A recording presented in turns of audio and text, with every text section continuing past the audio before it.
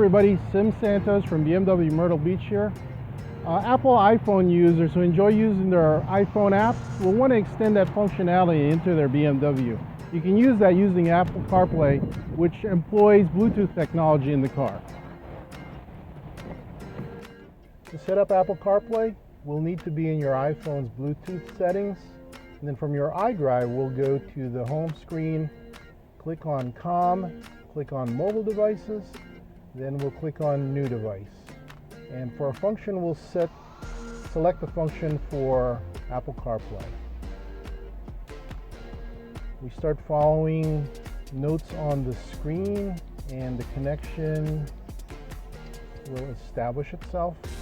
Now that we have the app here, you'll see some very familiar icons here, including those for your phone, your messages, maps. In my case, there's Spotify, your music will be on here, perhaps Waze will be available to you. You'll also notice an icon for BMW. That's for when we want to go back to the standard iDrive screen.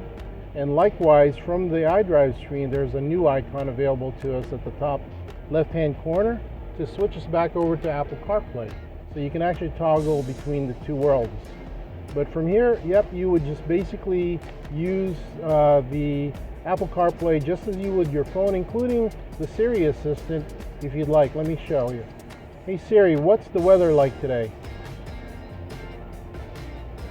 It's currently partly cloudy and 88 degrees. Temperatures will be fairly consistent, averaging about 84 degrees. Hey Siri, play Pandora. Here's Earth, Wind and Fire Radio on Pandora.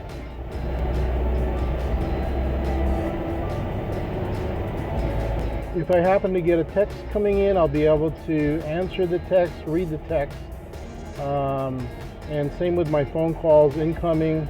I can certainly listen to them and respond to the calls. That's our tech tip for the week.